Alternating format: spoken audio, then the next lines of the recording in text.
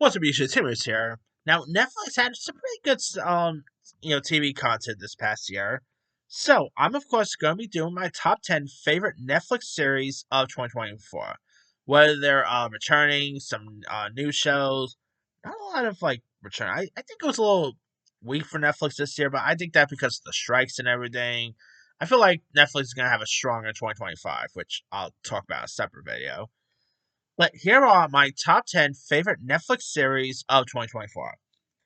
All right, number 10 is Black Doves. Of course, this is a new spy series with Keira Knightley, who plays Helen, who embarks on a passionate affair with a man who has no secret of what her secret identity is, and it's really entertaining. Keira Knightley played her part very well here. Ben Whishaw was terrific. I mean, a really decent action spy series worth giving a go. All right, number 9 is The Brother's Son. Now, of course, this Sally got canceled this past year, but The Brother's Son,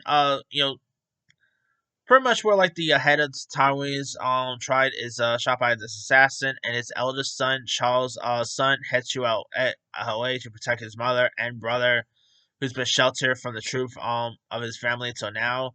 And this movie is a lot of fun. Definitely great humor to it. Michelle Yeoh was terrific. The ones who plays the brothers in this, Justin Chien and Sam Lai was great. It's still a shame they canceled it. I mean, it's a really entertaining one, and the reviews were pretty solid too. It has like an 84% Rotten Tomatoes. It actually had its fans, so why they canceled it, beyond me. Alright. Number 8 is No Good Deed. Of course, this is a new comedy series that stars Ray Romano and Lisa Kudrow from the same people who gave us Dead to Me, which was also pretty good. And of course, you got Ray Romano and Lisa Kudrow, who's a picture perfect LA home, forces them to face painful family secrets and hide them from prying eyes and cutthroat buyers here. And you had some really interesting cast of characters from Luke Wilson to Linda Cardellini. It definitely has some fun dark humor to it. Definitely, there is a I do hope we get a second season because the end does leave it off with a cliffhanger. But it is a really decent one worth giving a go. Alright.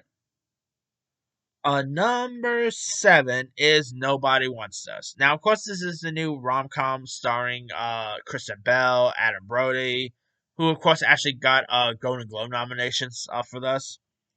And it's where this podcaster and the singer newly rabbi fall in love, discovering if relationships survives with their different lives. And it's a really nice, charming series. Kristen Bell and Adam Brody both were really solid. The one who plays Kristen Bell's sister in this, I forgot the actress name, but I think her name is Justine Lupi. I think her name is. She was pretty. She stole some scenes. I thought this was a really nice rom com. Really brings you back to those '90s, early 2000s rom com feels, and it's a really decent one worth giving a go. All right, number 6 isn't. Speaking of good place actors, by the way, for Netflix, number 6 is A Man on the Inside. Now, of course, this is a new show with Ted Danson, who plays this retired man who gets a lease on life, um, and becomes a Mo agent, and secret investigator in a nursing home. And Ted Danson was excellent here. Of course, you had some other cool supporting players Sally Struthers you had in this. Stephanie Beatrice was pretty good in this. I mean, you had some really cool supporting players here. Ted Danson was excellent here. I mean, Ted Danson, I think, is always terrific. Whether, obviously, it's Cheers, whether it's A Good Place. And, of course, this is from the same people who gave us A Good Place. And this is a really decent series worth giving a go. All right, number 5 is surprisingly, was much better than Having Attention to Bang. Especially the last time we had a live action went south. That is Avatar The Last Airbender. The Last Airbender, again, last time we had a live action Avatar Last Airbender project, we had the M. Night Shyamalan one. And, well, we saw how that turned out. But this show is much better than Having Attention to Bang. I love the world they put together. I think Aang in this was much better than the Aang in the M. Night one. Definitely looks so much more like the cartoon here. And of course, the other cast of characters was great. I really quite enjoy the world that they built here, and not bad. I mean, between this and One Piece, I feel like Netflix is the home for like live action animes. So like live action films of animes. Although I don't think, but I still never know you really recall Avatar: The Last Airbender anime, but still. I know people is gonna be in the comments. Avatar: The Last Airbender is not anime, but hey, what do I know? All right. Coming in at number 4 is Gristella. Now, of course, this starred Sofia Vergara, as famed Colombian Colombian businesswoman Gristela Blanco, who creates one of the most profitable cartels in history. Sofia Vergara was excellent in this. It's a shame that she's not getting as much award consideration as I expect her to do, but she was excellent here. Definitely one of her best performances given like post Modern Family here. Showcase that she is not just Gloria from Modern Family. Like she was really great in this here. The other cast of characters was good. I mean, if you guys have not really seen Gristella, it's on Netflix. Go watch it. It's a really excellent watch.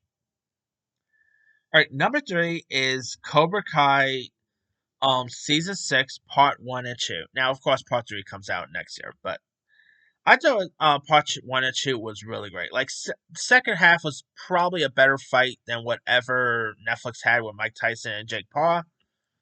Like I didn't even bother them because of course the second like the second half of part of the new season premiered the same day as the Jake Paul and Mike Tyson fight. I was like, should I go watch the Jake Paul and Mike Tyson fight or should I just watch another fight in Cobra Kai? I chose wisely. Cobra Kai is like this show is much better than had any intention to be. Definitely excited to see where they're going to take the final season 2. But this season was excellent, and definitely looking forward to checking out more Cobra Kai, like the final half, obviously. And of course, we do got the new Karate Kid next year too. So, all right. Number 2 is Monsters: The Eric and Lala Manana story. Of course, second half, a second installment of the Monster series that Ron Murphy created. And I thought this was a really excellent series. Of course, the actors who played the Menetas, Nicholas Chavez and Cooper Koch was great. Javier Bardem was excellent as the father here. Chloe Savagni was terrific. Nathan Lane, I think, deserves some award recognition too. I mean, this is a really excellent show. Really really sheds different light on the Menetas, and obviously there are talks that they might actually be set free, so that's something. But yeah, man, Ryan Murphy really does these shows well. Whether it's like the Jeffrey Dahmer one, he's doing the Ed Gein one.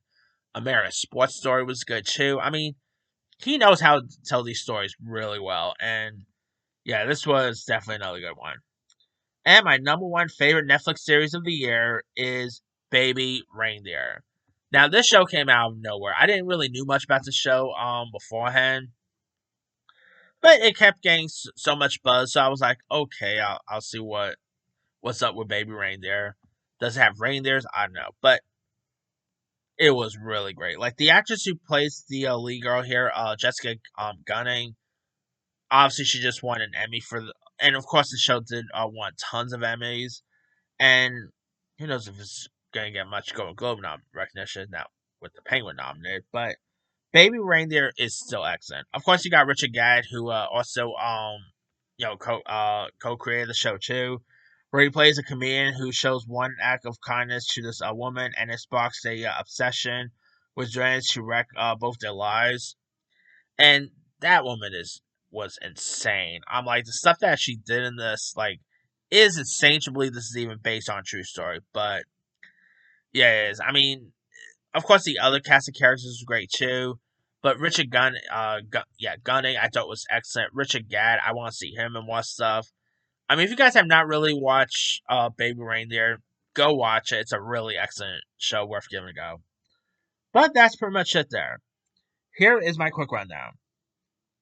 10 Black Doves, 9 The Brother's Son, 8 No Good Deed, 7 Nobody Wants This, 6 A Man on the Inside, 5 Avatar: The Last Airbender, 4 Gristella, 3. Cobra Kai Season 6, Part 1 and 2. 2. Monsters, The Eric and Lana Banana Story. And number 1 is Baby Reindeer. Oh, there's other ones I probably could have added too. There's some I probably should still see though.